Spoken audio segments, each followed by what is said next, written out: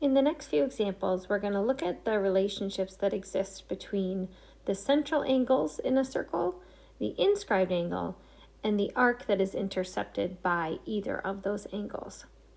So looking at this picture, you'll notice that I have the intercepted arc in yellow, the central angle in red, and the inscribed angle in blue. What you've probably learned by now is the fact that the central angle and the intercepted arc always have the same measure. For example, if the central angle is 60 degrees, that means that the intercepted arc is also 60 degrees. Now, the relationship changes when we look at the inscribed angle. The inscribed angle, as you can see by looking at it, is smaller, and it turns out that it is exactly half. So this would be 30 degrees if the central angle and the intercepted arc are both 60 degrees. Now, my way of remembering this, in case I ever forget, is to think about a semicircle.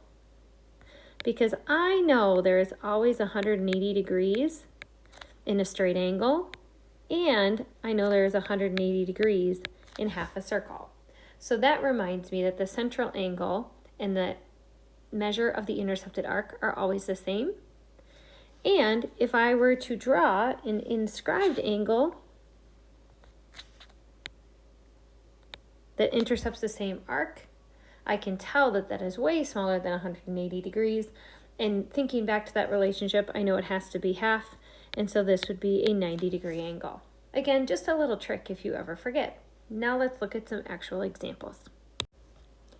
In this first example, we're looking at the circle that we have and being asked to find the measure of arc AB as well as the measure of arc CB. What I am given is the central angle, which is 150 degrees. Now thinking back, that means that my intercepted arc is exactly the same, so the measure of arc AB would be 150 degrees.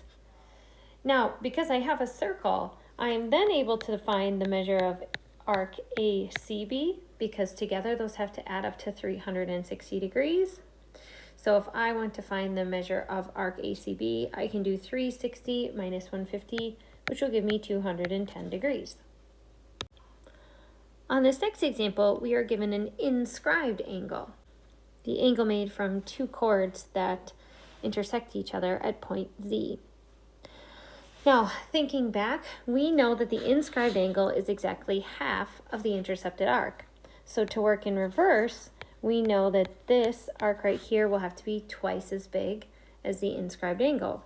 So 70 times 2 would give me 140 degrees for the measure of this arc right here.